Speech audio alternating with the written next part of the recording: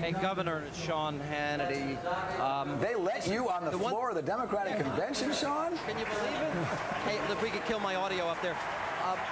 Governor, I can tell you the one thing, I'm calling it the reinvention convention, and that is, you know, here leading up to this convention, we had people like Al Gore and Howard Dean. Yourself, you were out there very critical of the president. Yep. Ted Kennedy has been saying that he's a liar, and other people have been making all sorts of attacks. My question to you is this contrived? Is this phony? Did we hear the real Democratic Party in the last year? I think what we're seeing is there was a lot of anger at George Bush. We didn't feel that he won fairly in Florida. We did feel that he sent us to war without telling us the truth about why we're going. There's a lot of stuff. We've lost a lot of jobs. But I think what this convention really is, I hope, is a turning point. We can't win if we only have a negative message. Everybody understands that. So if we're going to win, we're going to have a strong, positive message coming out of the convention, and that's what we're trying to do. Well, you say that about we weren't telling the truth about going into Iraq, but John Edwards and John Kerry both laid out the case about weapons of mass destruction the way the president did. Why does he get a pass from people like you?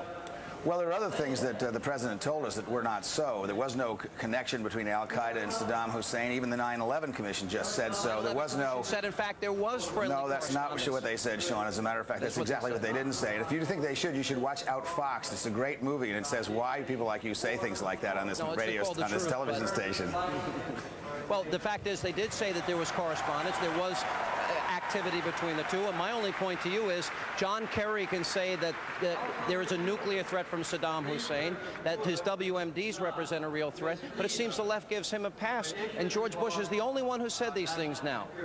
George Bush wasn't truthful. That's what we don't. I'm not saying George Bush is a liar because I don't know that for a fact. I do know that George Bush didn't tell the truth. I don't know if he didn't tell the truth because he didn't know the truth, because intelligence messed it up, or the vice president's office told him something that wasn't so. But we know that the things that George Bush told us when we went into Iraq weren't true, and most Americans know that they weren't true. Well, we know John Kerry leading into this, Governor. He said that Saddam's WMDs are a real and dangerous threat to this country. He said it only a year ago. That doesn't answer the question. The President of the United States tried to imply that Saddam had something to do with 9/11, and that was not true.